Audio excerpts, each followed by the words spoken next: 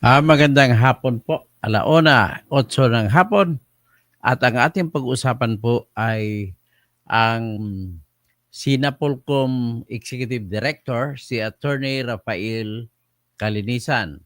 Siya po'y anak ni General Calinisan o Bobby Calinisan. So, ang kanyang issue sa ngayon po ay may mga lumalapit na dalawang malalaking grupo sa kanya para arborin ang kaso ng mga pulis na sa Napolcom. Kasi ang kinasuhan sa kanya na nanggaling sa testimonya o hindi testimonya kundi affidavit ni alias Totoy, si Dondon Patidungan o di kasi Julie Dondon Patidungan, ay gugumugulong na ang kaso laban sa ah, hindi bababa sa 12 pulis na naging 18 na. So, 12. Ang 12 pulis daw, sabi ni Attorney Calinisan, ay sumagot na. So, malamang in 10 days, malalaman na ang desisyon. Kung hindi, ang desisyon ng una ay desisyonan ko mayroong tinatawag na formal charge. May basihan para mag-formal charge. So, alam ko yung mga pulis dyan o mga pulis sa Antipolo, si Teniente Halmasco, ay magandang hapon sa inyo. Diyan, marami kayo. Bilib ako sa inyo diyan sa maagap at mabilis niyo responde nung hindi pa si General Nick Torre ang hepe. Mabilis kayo responde na nahuli niyo pa yung Nahuli pa ninyo yung sa road rage, yung natandaan niyo yung bumaril sa rider, tatay ng isang rider, dalawa sa rider, hinabol nila yung Montero, tapos binugbog nila yung driver ng Montero, tapos nagalit ata yung driver ng Montero, nabaril ang tatay niya. So, mabilis na naaresto.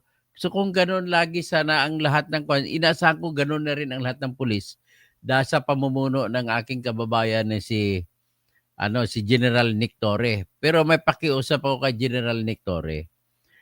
Pwede ba bigyan mo ng tutok ang ipatrabaho mo yung mga special units mo sa CIDG? Trabahuin si Bantag para matapos na po yung kaso namin kay Kapersi. Alam mo, hindi pa natapos yung kaso ng kay Kapersi, may mga midyaman na naman namatay. May pinatay na naman doon sa Surigao del Sur, sa Mangagoy, Barangay Mangagoy, Bislig City. Ang Mangagoy po, diyan po dati ang location ng pinakamalaking paper plant ng panahon ni Marcos. Yun yung PICOP, Philippine Paper Industries Corporation of the Philippines. Pag-aarian ni Andres Soriano na may-ari din ng San Miguel dati. So, ang akin pakiusap at i-recommenda ko kayo mga kung sino man mga pulis na makipag-coordinate sa akin kung sino makahuli, ay re-recommenda ko kayo para kay Bobby Calinisan na para maiangat naman sa pagkapwesto, no? At saka sa totoo lang, may mga pulis akong kinasuhan na tanggal. Pinakahuling pulis po na napatanggal namin ay ang pulis, lahat po ng pulis unit doon sa General Trias Police Station na unit ng drugs. At malas lang nila, yung nang humuli sila ay ang kanilang nahuli ay mayroong CCTV sa tabi. Kaya yung ginamit na ebidensya laban sa kanila, nakita po sa CCTV na dinakma lang ng mga pulis yung binata na nag-aaral. So dinakma, nagyuyusi-yusi, nakatayo lang, dinakma, tapos ang huli na nakita, may kaso na droga, na kuno nakabili sila ang mga pulis sa tao na yon. Kung mo ibig sabihin, dahil po sa CCTV ay hindi nagsisinungaling, nasabi ngo kayo ng IAS, ng Internal Affairs Service na sa Krame, National IAS, na hindi nagsisinungaling ang CCTV. Kaya natanggal po pati yung major nila.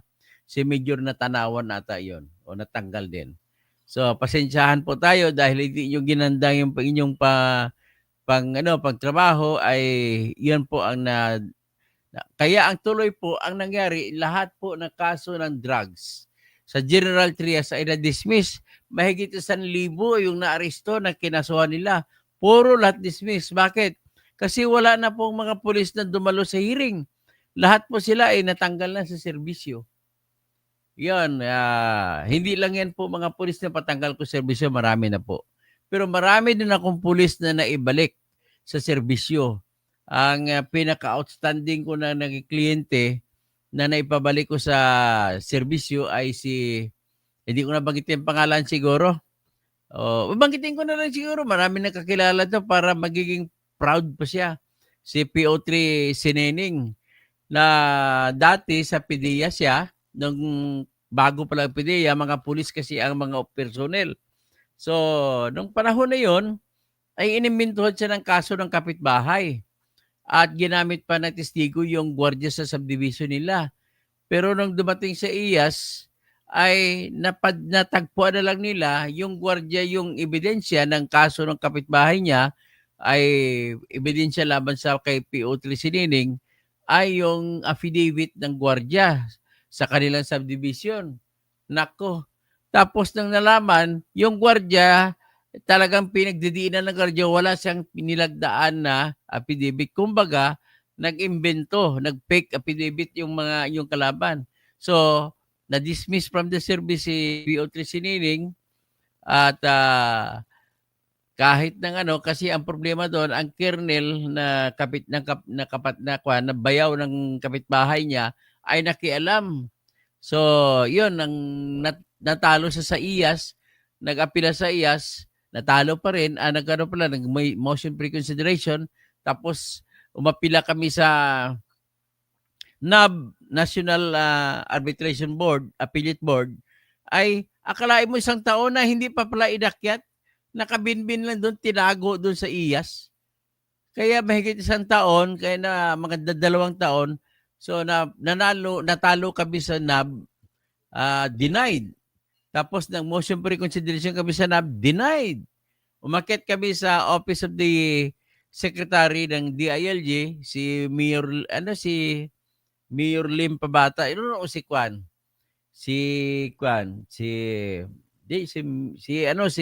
Jesse Robredo. So denied kami ni Jesse Robredo. Nung namatay si Jesse Robredo, pumalit si Marojas, denied din kami motion for reconsideration. So umakyat kami ngayon ng Civil Service Commission. Pagdating sa Civil Service Commission, 1 buwan lang nag-utos sa PNP, balik sa serbisyo si PO3 Sinining. Napatunayan namin na peke yung kasi at isa pa, kinasuhan siya sa criminal court, nanalo din siya, acquitted siya sa criminal court sa pambubugbog na akusasyon. So anyway, kinikwento ko lang po yun sa mga pulis na mga nakikinig sa akin. Tutulungan ko po kayo, pangako talaga, basta tuloy lang ang serbisyo ninyo. Huwag kayo kung may sweldo kayo, alam ko mga PO1 o patrolman, nasa 40,000 ang sweldo nyo. Ang gagawin nyo po, itipid nyo yung 10,000 ninyo. Huwag na muna kayo kumuha ng kotse. Kumuha na muna kayo ng motor. Pagkatapos, kung malaki-laki na, mag-asawa kayo, mapumili naman kayo ng asawa na magaling maghanap buhay. Para siya naman maghanap buhay para sa inyo, kayo magserbisyo kayo sa bayan ng tudo-tudo. At pagkatapos ng 15 years, kung minimum retirement, optional retirement agad kayo para magkaroon kayo, ma-enjoy nyo pa, bata pa kayo, ma-enjoy nyo yung inyong retirement.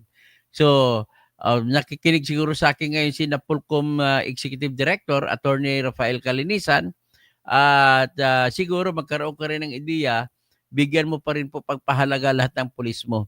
Kasi kung may issue lang, ang pakiusap ko lang sa Napolcom, sa IAS, kung mapatawad lamang pong issue, pwede po ba penalty na lang, multa na lang po iparusa at ibawas sa sweldo nila? Kasi po, masakit din talaga matanggalan ng trabaho, kaldero po nila ang mawawala. Mga anak nila hindi na makapag-aral.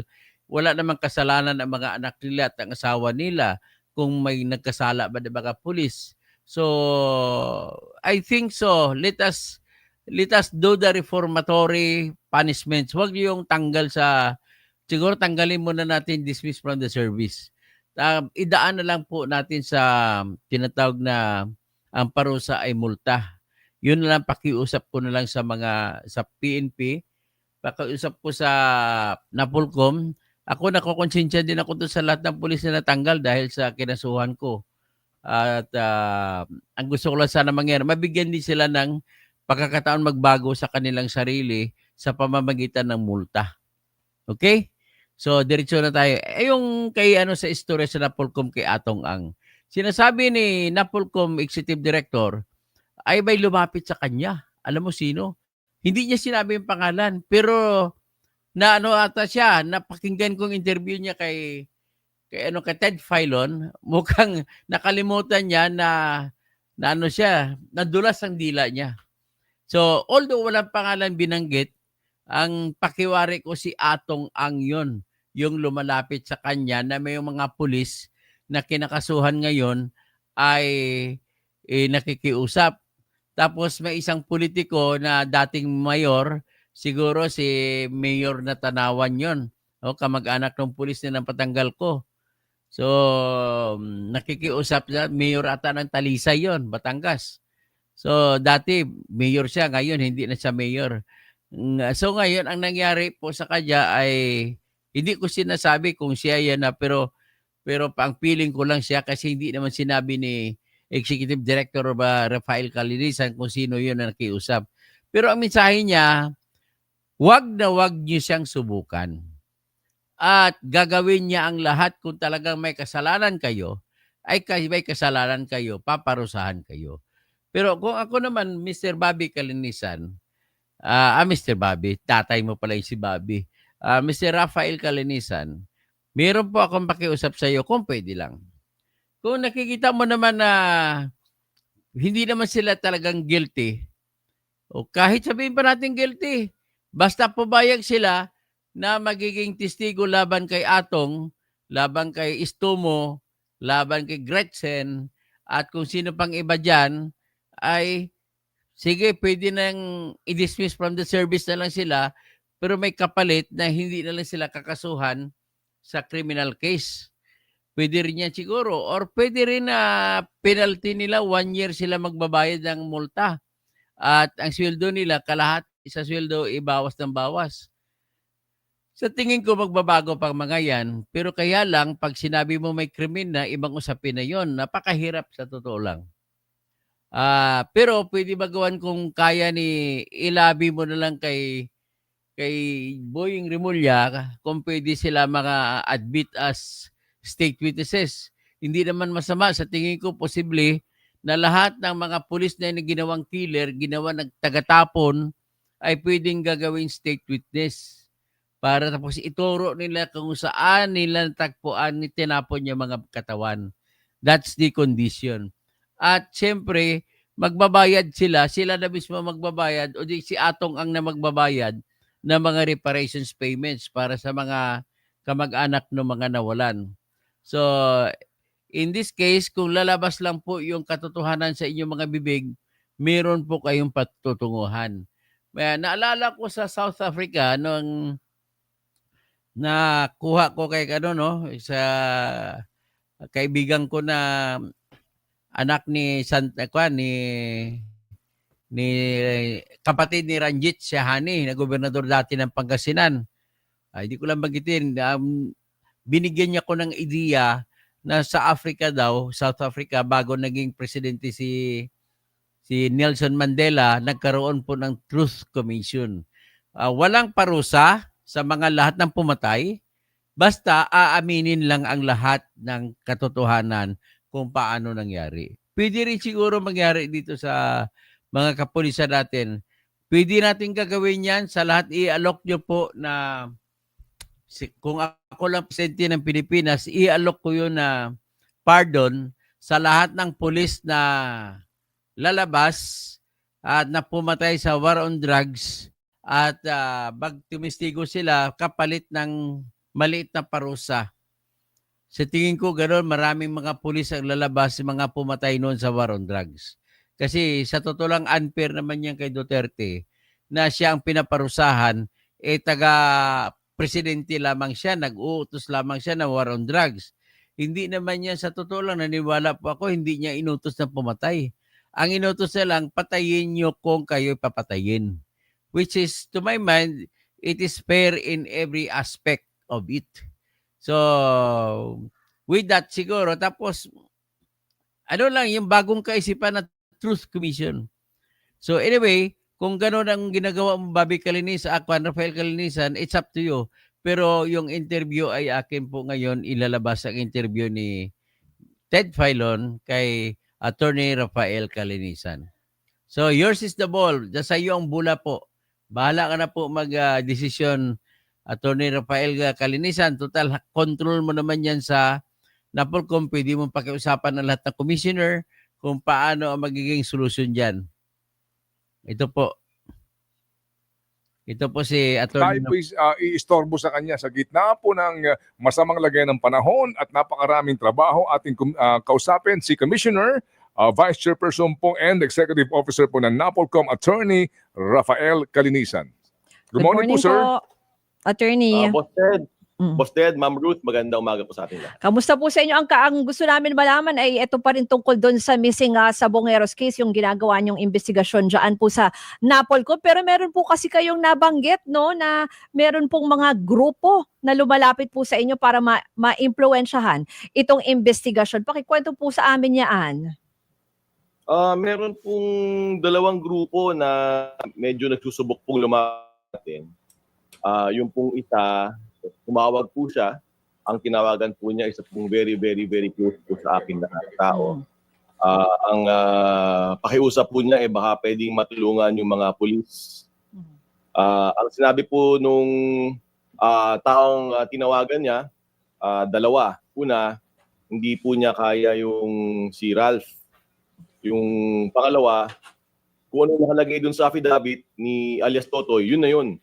So sa madaling sabi, sinop lang po nung tinawagan niya, yung pong sumubok lumapit at kinuwento po sa akin nung tinawagan niya yung pangyayaring iyon.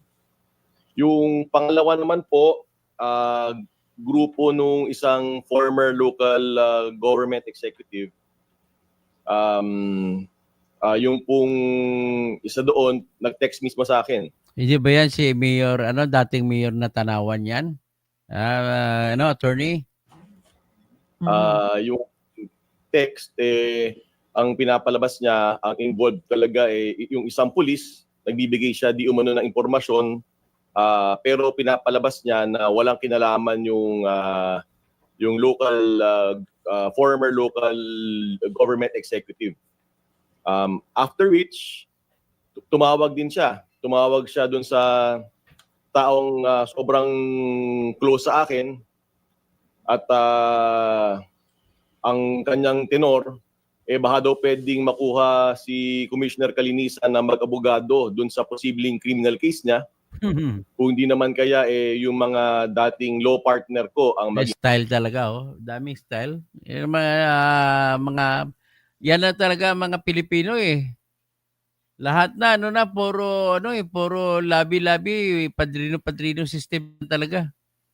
Bira mo usapin ng krimen, padrino system pa rin. Yung abogado niya. At nakiusap, baka pwedeng parating yung mensahe sa akin kasi hindi daw ako sumasagot. Totoo, nababother ako. Kasi meron kang kasibihan, very brave yung paglapit ng dalawa. Totoo lang din ay naiinsulto ako. Kasi siguro naman dapat alam na ng lahat una na hindi tayo nababayaran. Sure ka ba? Wala tayo kinakatakutan. Hindi ka ba nababayaran? Sure ka ba, Attorney? Sure pag sure, oy. At patas tayo dito. Kung anong laman ng ebidensya, kung anong makita natin sa ating investigasyon, yun ang magiging basihan ng ating desisyon. Pwede niyo po bang, at this point po, pwede niyo po bang i-identify yung mga binabanggit niyo na yan? Siguro sa kasalukuyan po, hindi naman dahil sa ayaw kong banggitin o takot akong banggitin mga pangalan nila. Naipit ka ba, Attorney? Naipit? Gusto kong banggitin. Pero it is, I think, more prudent to first keep quiet about this, at least for the names. Kasi... Hindi. Mali ka, Attorney. Banggitin mo na, Attorney. Kasi pwede naman ang mangyari pag hindi mo binabanggit, yan lalapit at lalapit pa rin sa'yo yan Sabihin mo na, banggitin mo na pangalan nila at balaan mo sila na huwag pumunta sa'yo. Para kami naman mga publiko, alam namin kung sinong tatargetin namin at babantayan namin na huwag lumapit sa office mo. Okay? At magpapabantay ako ng tao dyan sa office mo kung pumunta ba niyan si Atong Ang o tao ni Atong Ang, kung sino-sino. Sigurado ako, magaling yan si Atong Ang mag-operate. Ako yung magdedesisyon nung kasong ito yung admin case kasama nung buong Napolcom and Bank. Tika, matanong muna kita, attorney. Paano kung alukin ka ng kalahating bilyon o alukin ka ng 1 bilyon para may absuelto ang lahat ng pulis? Paano? Anong gagawin mo? Ayokong magkaroon ng ibang kulay. Ay, Pero ang I think obligasyon ko kasi na sabihin sa publiko na may ganitong ganap. May 1 linggo ko nang dinidibdib to. Ay, Nung nag-file si Toto, hindi, parang ganun pa rin. Hindi mo rin sinasabi kasi hindi mo sinasabi pangalan. Bakit hindi mo pangalan? sa amin nung Lunes, totoo lang pinag-iisipan kong sabihin na noon Pero it is not about me. Itong pangyayaring ito, itong paglapit nila, it's not about me. It is about Mas lalo people looking for justice. It is about Mas lalo nga pagdududahan yan kung hindi ka naging open kung sino mga taong yon. Sabi mo, pasensya na, kahit kaibigan ko, kahit best friend mo sila, tawag ng tungkulin yan. Diyan ngayon papasok ang pagiging makabayan mo at maging bayani ka. Ha? Attorney, hindi lahat ng bayani ay pulis o military. Marami ding bayani ng mga sibilyan, mga abogado, mga ordinaryong ultimong farmer. someone filing a case here in the National Police Commission. Kaya tumahimik ako. Pero after 1 week, di ko matiis I think it's my obligation to tell the people na ganito nga yung nangyayari for utmost transparency. Pero yun, with all Para maging transparent, di mo naman sinasabi kung sino ang lumapit sa'yo. Para maging transparent, dapat alam namin kung sino lumalapit sa'yo. Tumatawag, nagte-text. also the reassurance to the Filipino people na wag ko kayong mag-alala. Ay, nag-alala na Hindi po ako tayo mababayaran. Nag-alala na ako. Di po tayo atras. Tuloy lang po ang investigasyon. Nag-alala ako, atras ka pag may kalahating bilyon o 1 bilyon Tuloy po ating pagdinig. Tayo po ipatas. Mhm. So kung kinakailangan absueltuhin yung mga pulis na to dahil walang ebidensya, so be it. Pero kung kinakailangan pong may maging accountable po dito to the point of them being dismissed from the service, then so be it. You will cross the bridge when we get there. Attorney, yung sinasabi niyo po na very brave po itong pareho, both camps, no, na lumapit sa inyo, no, parang syempre nagkokontrahan ito, isang pabor dun sa mga pulis, isang kontra. Yung the mere fact na ganun sila ka-brave para i-approach po kayo or i-approach someone close to you, tingin nyo both are from powerful or may mga powerful backers po ba itong mga ito? Pimintil Let me clarify, no? Yung pangalawa, technically, hindi naman sa kumokontra siya Hindi siya sa kontra pulis Ang motibo nung pangalawa, sabihin na lang natin na mukhang mai-implicate yung isang local government executive, yung isang former local government executive. So ang motive nun is na dumipa ako to get me as a lawyer or someone very close to me to help them clear their name, quote-unquote. I don't want to comment if they are involved or not. Sabihin na lang natin na everything is being investigated at medyo nakaka-insulto naman na ang gagamitin mong abogado ako o yung mga abogadong dikit sa akin, that is very insulting. Dapat pakatas tayo, hindi tayo nababayaran at wag ganun kasi anong gusto mo paratingin. So kaya kung hindi ko man nireplyan siya sa text, yung dalawang grupo na ito, kung makaabot ng mensahe sa kanila, huwag yun akong subukan. Oh, ganun ba? Pangalawa, Atong, huwag ka na sumubok. Atong Ang, huwag ka na sumubok kay Napolcom Executive Director. sa mga taong gusto pang magsubok, huwag nyo na rin akong subukan. Parang awan yun ako. Naalala ko si Erap tuloy, yung pag-inaugural speech niya. Huwag nyo akong subukan. Walang kamag-anak na maaaring lumapit. Ganun na. O kaibigan. Grabe Style na, rinig ko na yung kay Irap, nabenta na yun. Nabenta na yun, executive director. Nabenta na ni Irap yun. Wala rin nangyari. Sinasabi niyong pangalawang grupo, parang ang point is trying to divert kasi parang pinapangunahan na po na yung baka possible involvement ditong former local government executive kanyo. Tama po yun. So ang dinidiktik po niya isang particular na pulis na kasama rin naman sa iniimbestigahan, pero ang motibo iba. Hindi para idiin yung pulis, ang motibo para ilihis. Ang motibo para linisin, quote-unquote, yung pangalan niya at absueltohin yung sarili niya. Kumbaga, ang motive hindi para magbigay ng tamang impormasyon, ang motibo para ilihis yung investigasyon. So, Sir Commissioner, kung dating local chief executive, tapos natanawan para yan. hindi siya sumabit sa kaso, hindi naman sakop ng NAPOLCOM siya. Kasi NAPOLCOM, kayo po, nasa yung mga kasalukuyang nasa serbisyo, bakit kinakailangan niyang tumulay sa inyo para siya ma-absuelto? In the first place, hindi naman siya sakop ninyo Hindi po. Yung pong mga local government executives, mga local, yung mga hindi po pulis ay hindi po naming sakop. Pero sabihin na lang natin po, Ted, na may mga ilang pangalan na lumulutang at yung pong ilang pangalan na yon ay nababanggit po sa investigasyon ng National Police Commission. So umabot daw po sa kaalaman nung local government executive na yon, yung former local government executive na yon. So gusto niyang linisin yung kanyang pangalan at kung sakasakaling merong umantong ito sa criminal investigation in the vernacular, Bosted, para naghanap ng katapat. Ganun ang very clear impression sa akin ito. Opo. So again, para lang mas klaro, Commissioner, so gusto niyang maiklaro yung kanyang pangalan na wala siyang kaugnayan dito sa pagkawala ng mga sabungerong ito, nang sa ganon, diyan pa lang sa magiging report ninyo, hindi mababanggit ang pangalan niya o ang pangalan niya ay cleared in case lang na humantong sa criminal investigation sa DOJ, ganun po? Tama po. At balak pa kong gamitin akong abogado, kaya pong mga abogado na dikit po sa akin. Sige po. Ako naintindihan ko itong sinasabi ho ninyo, Commissioner, na hindi muna kayo magbabanggit ng pangalan. Pero itong mga nakikinig sa atin, alam nyo na ho, wala naman tayong control sa kanila.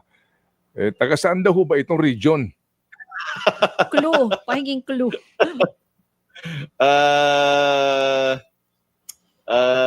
Di ko alam kung pambira ka talaga, Boss Ted. Alam mo, na-idol talaga ka sa mga tanungan mo . Ako yung taga-subaybay mo noon pa. Sabihin na lang natin na malapit sa Metro Manila. Okay. Sige po. Sige po. So hanggang doon lang po muna tayo. Sige. So sige. Ganito Ilang po. oras? Ilang oras? Depende kung barado ang NLEX. Anyway, sige po. Commissioner, ganito po, Opo. Ito pong mga taong ito, sa telepono lang po ito at text. And then yun lang pong isang dating official ng local government ang tumawag talaga sa inyo, just to make it clear, much more clear po. Yung pong sa una, yung pong bossing ng Sabong, tumawag po yun. Hindi po yung nag-text, tumawag po yun. At ang tinawagan po niya isang taong sobrang dikit sa akin. Okay. Yung pong pangalawa, ang nag-text po sa akin ay yung kapatid nung local government executive. Okay. At ang tumawag din po sa taong close sa akin ay yung pong kapatid. Opo. Yun ho bang close na iyan ay close po sa inyong trabaho dyan sa NAPOLCOM o personal po na close? Yung pong personal po na close. Naintindihan ko po yung tanong. Okay, sige po. Opo, sige po. Personal na Sige, close. so ngayon, ginagawa po ninyo ito kaninyo para malaman po namin lahat. Opo. At kami po nagagalak din na ito po inyong inilalahad. Kung sila po nanonood ngayon o manonood mamaya sa replay nito, ano ang inyong mensahe po sa kanila, Commissioner? Uulitin ko po, Sir Ted, at doon po sa dalawang grupong nagsusubok po lumapit sa atin para hilutin po ang mga bagay-bagay. Huwag niyo na pong subukan. Ako po yung nakikiusap sa inyo. Pinalaki po ako ng tama ng aking mga magulang, pinalaki po ako tama ng aking lola. May takot po tayo sa Diyos. Hindi po tayo nasisilaw ng pera. Huwag niyo na pong subukan. Hindi po ako takot sa Huwag inyo. nyo akong subukan. Tuloy-tuloy lang po ang investigasyon namin dito.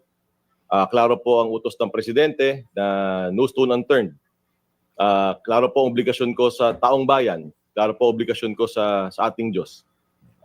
Kailangan pong imbestigahan ito para magkaroon po ng hustisya ang mga taong 4 na taon na kung naghahanap nito. So, please lang Sure po, pag sure ka, let me do my job properly, pag sure ka, attorney. effectively, without any interference. I don't need these side shows. Hayaan nyo po at pagtiwala po ang lahat na mag-iimbestiga po tayo ng tama at magdedesisyon po ng tama ang National Police Commission. Kung Opo, tama, opo. decision So mo, far po, i-recommend update na dito kita po na sa kan. pending case ng mga Ombudsman. inaakusahan nito pong si Patidongan. So far po, ano na po yung status nito at ilang araw po ang inyong ibinigay na Tama. palugit yun. pa remaining sa mga dito po ay respondent? Tama. Ben Reklamador, correct ka dyan. Correct. Attorney Rafael Kalinisan, kasuhan mo ng attempted bribery ang mga nagsumusubok sa iyo. Kung talagang totoong tao ka, kasuhan mo ng attempted bribery.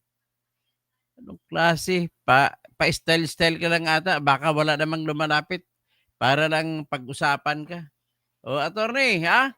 Sabi ni Ben Reklamador, kasuhan mo ng attempted bribery. Or, Roma sir, good afternoon po, Terador Toto Kausing. Parang pilit ikinukunik ni Rimulya sa kaso ni Atong si Duterte. Alam mo kung minsan gusto ko rin ginagawa ni Rimulya, kung minsan pangit din eh. Bakit mo naman yan bunjing? Bakit mo idadamay sa kaso ni Duterte? O ito ang nangyari dyan. O, aminin natin, sa panahon ni Duterte, nagkaroon ng prangkesa. Pinus pa niya, inendorso pa niya sa Kongreso. Pagkatapos, ang nagpasa niya sa Kongreso, inumpisahan sa panahon ni Alan Peter Cayetano na speaker.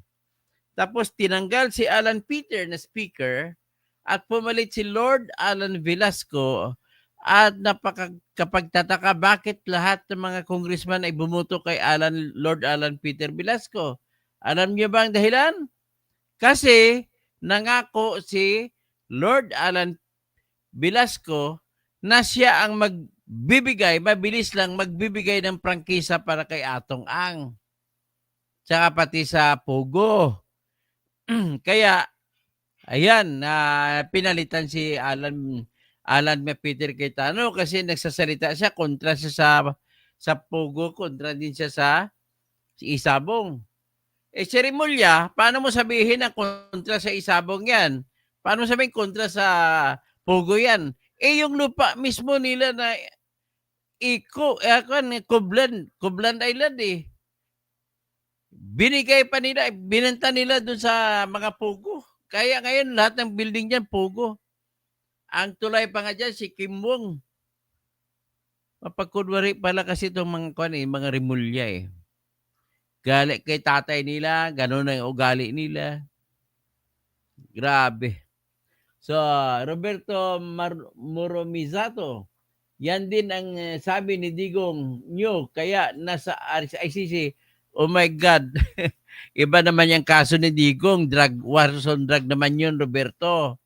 Maging maano ka naman, maging patas ka naman sa tao. Ang kasong sa Bungiro, wala nang maliban lang sa pag-endorse sa magkaroon ng prangkisa, ay wala ng papel si Digong dyan sa pagpapatay dyan. Bakit? Sino bang nabinigyan ng prangkisa? Alam mo ba, Roberto? Ang binigyan po ng prangkisa sa panahon ni Digong ay si Atong Ang, number 1. Number 2 po, si Bong Pinida. Number 3, si Arnie Teves. Number 4, si Patrick Antonio. Number 5, si Camilo Casculan na dating PNP chief. At number 6, yung isang mayor. Ngayon, tanungin kita, Roberto Moromizato. Si Greg Babaran din, tanungin ko rin. May narinig ba kayo na si Bong Pinida ay may pinatay na may nawalang sabongero sa kanyang mga isabong? Wala ko narinig. Ewan ko baka may narinig kayo. May narinig ba kayo na kay Patrick Antonio o kay Arnie Teves o kay Camilo Casculan o kay yung mayor na yun? May nawala bang sabongero sa kanila? Wala. Kay Atong lang ako nakarinig. Pero kung meron kayo narinig, bigyan niyo ako ng ebidensya po. Tirahin natin. Kaya mali din yung desisyon. Kung ako tanongin nyo, mali ang desisyon ni Duterte na bigyan sila ng prangkisa. Pati yung Pogo. Mali talaga yun.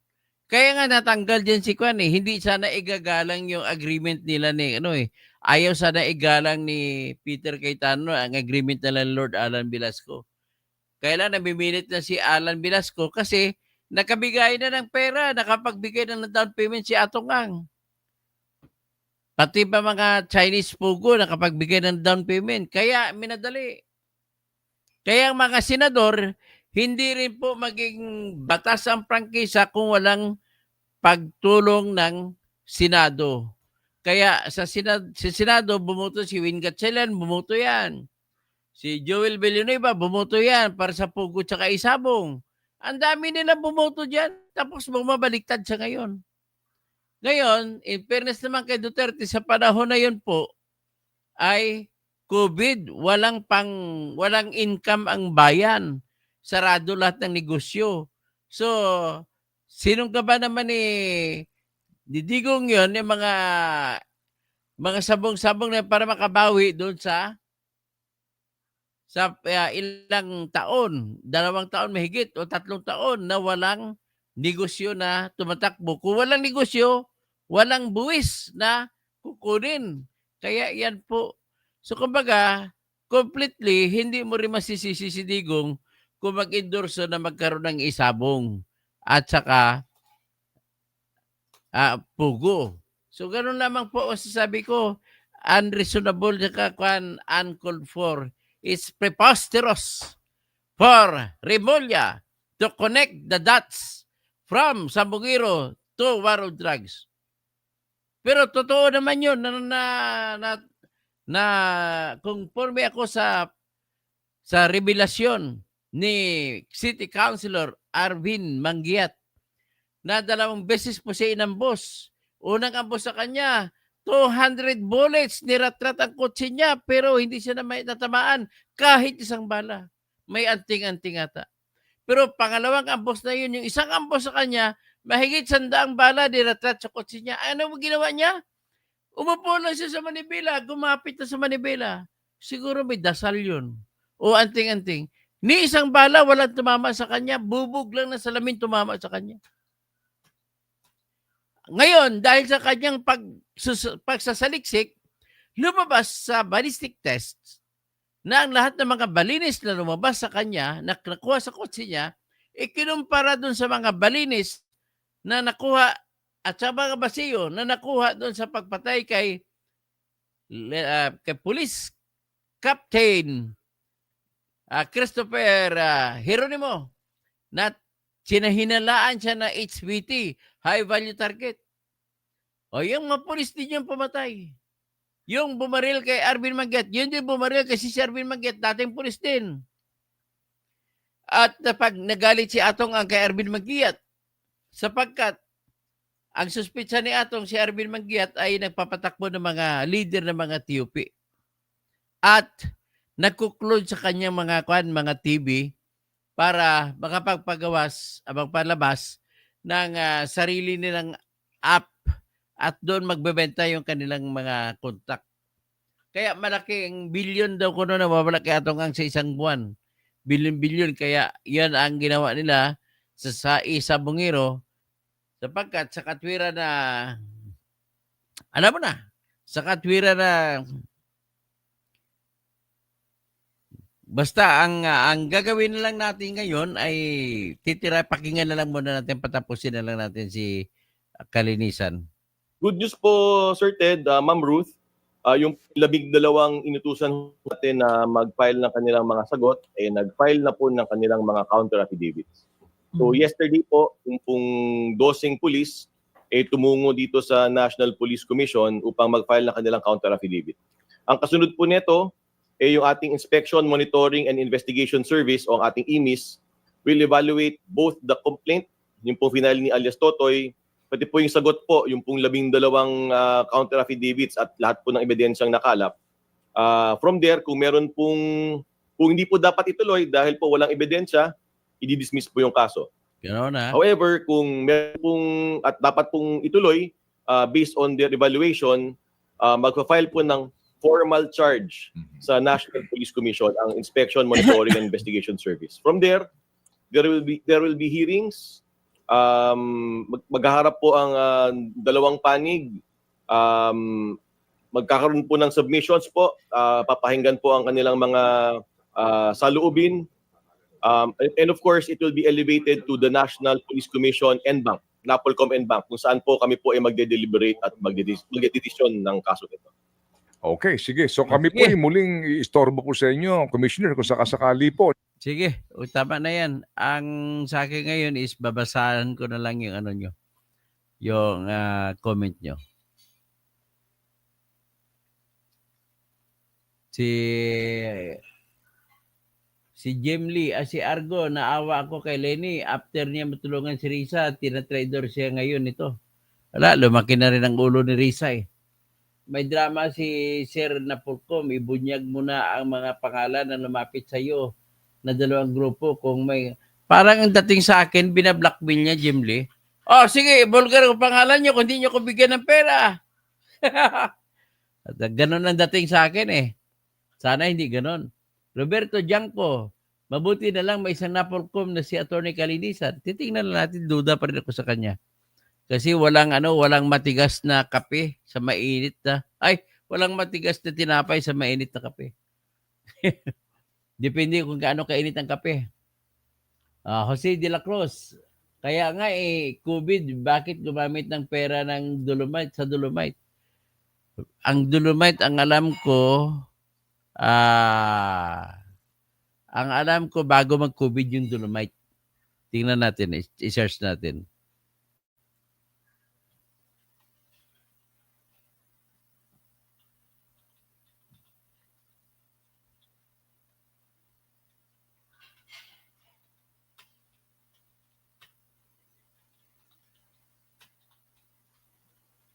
Yeah, tingnan natin sa tanong.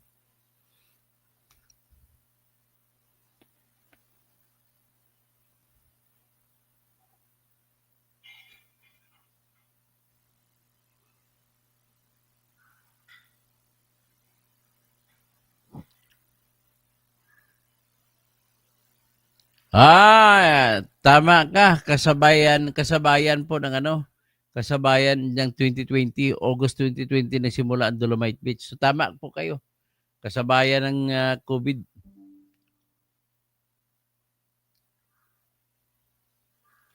Tama po kayo, Jose de la Cruz. Kasabayan August 2020 yung Dolomite ginawa.